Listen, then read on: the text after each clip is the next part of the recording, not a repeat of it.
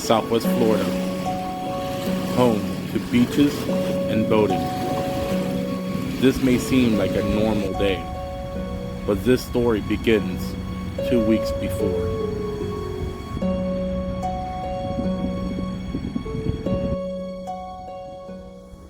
You are looking at the new cone of uncertainty from the new 11 o'clock advisory. What started this morning as a maybe has now become a likely. Southwest Florida is going to feel this storm, Hurricane Ian, in a big way.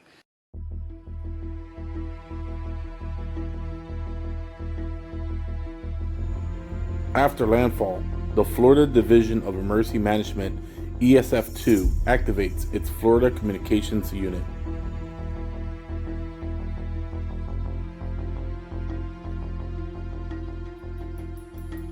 Three communication task forces made up from 5 to 7 personnel each from many agencies deployed to the hardest hit areas in response to many mission requests for assistance.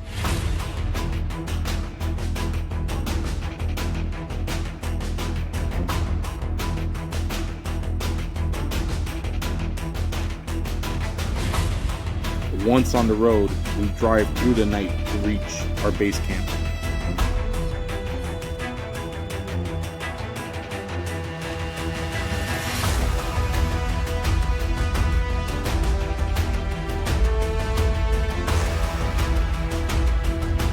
With daylight, we can now see the damage to the area.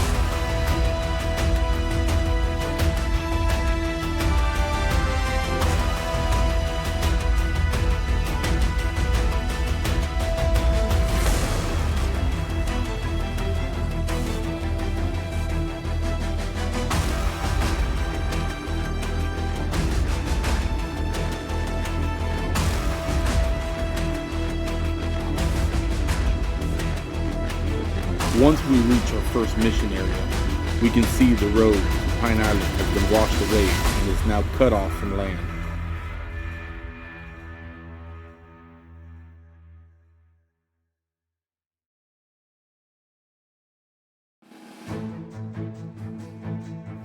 The communication unit springs into action by deploying single-site temporary repeaters for mutual aid communications.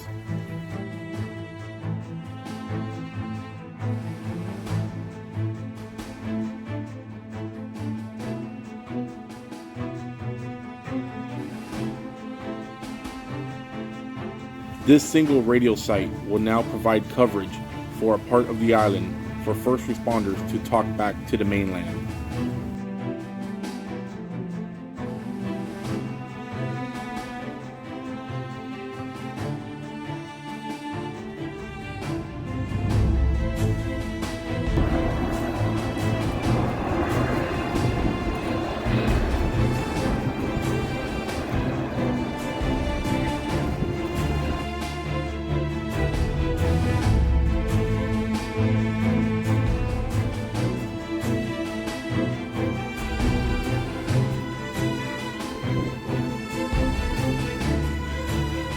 The Matlacha and Pine Island area now have communications coverage to conduct search and rescue operations.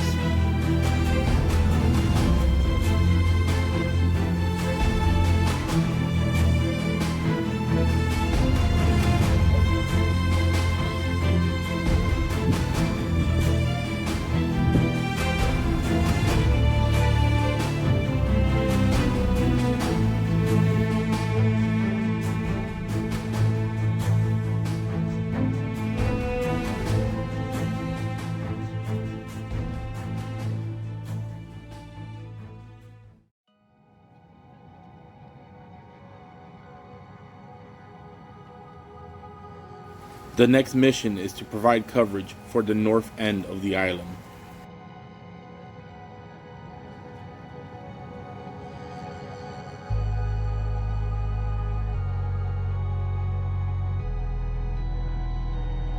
This is the closest suitable site that we found to provide coverage for the north end.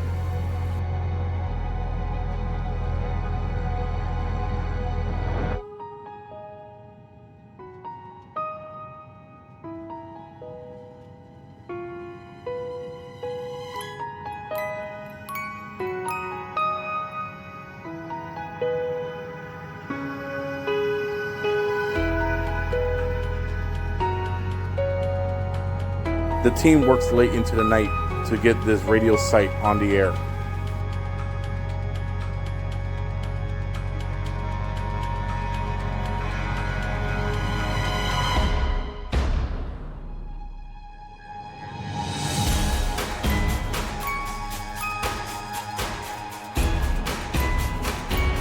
The site is now on the air and providing coverage to the north end for night operations.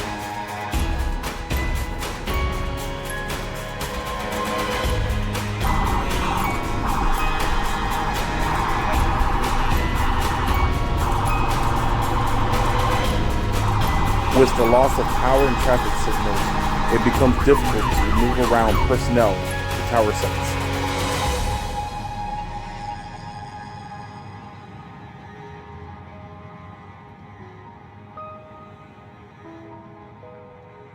The team works closely with the Motorola Emergency Response Team in order to get the county's radio trunking sites back online.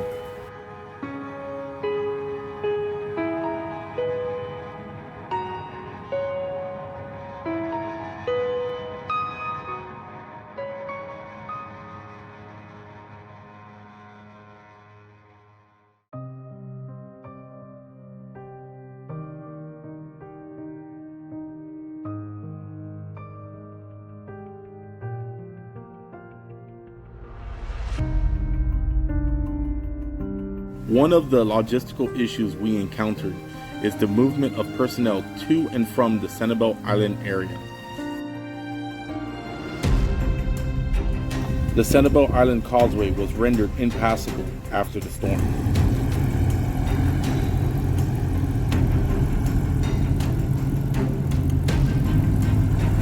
The only options for transport is by sea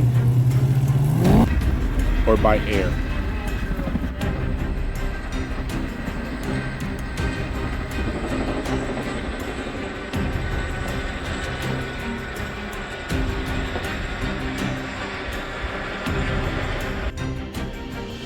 The team makes it onto the island and starts working on the radio sites.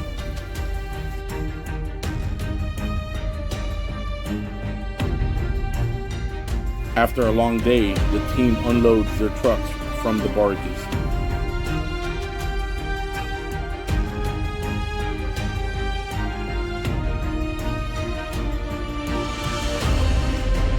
One of the largest tasks the team took on was the assembly, programming, and management of hundreds of radios to be distributed to first responders.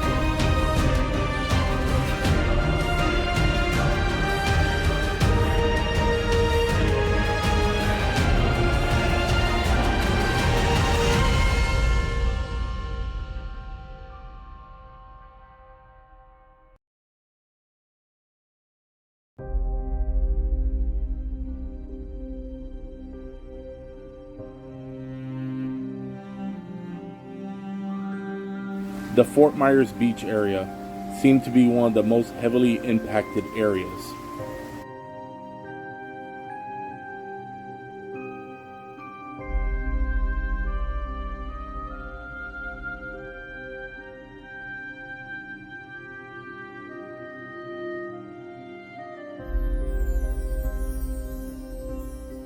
The communications team deployed their mobile communications platform to provide coverage for this area.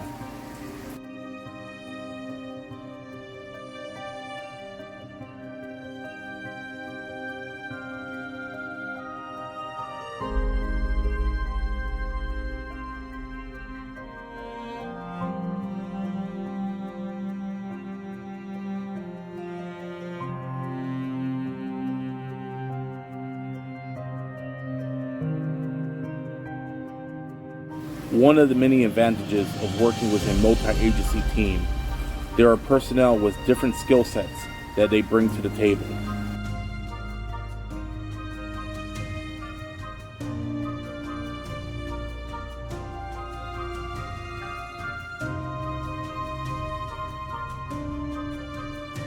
Data access and connectivity is a necessity.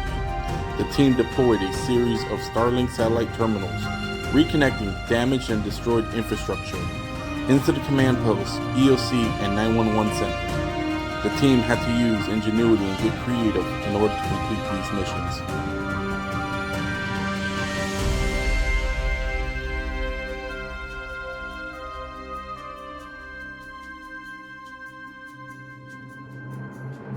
One of the more creative solutions on this deployment was the use of baking pie pans to use as a ground plane for an antenna for a radio system.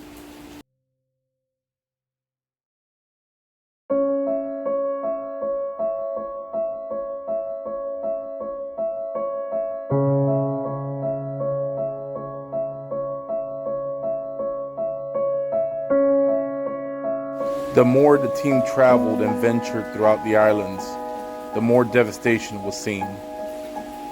And the more we realized the severity of the situation.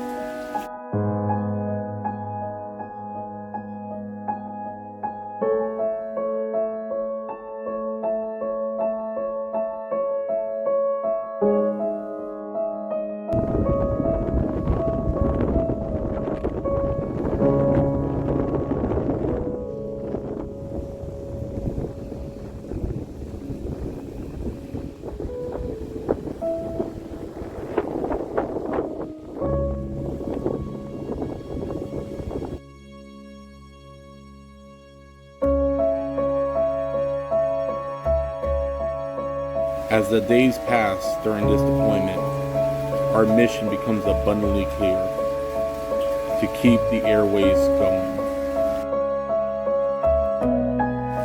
We are the Florida Communications Unit.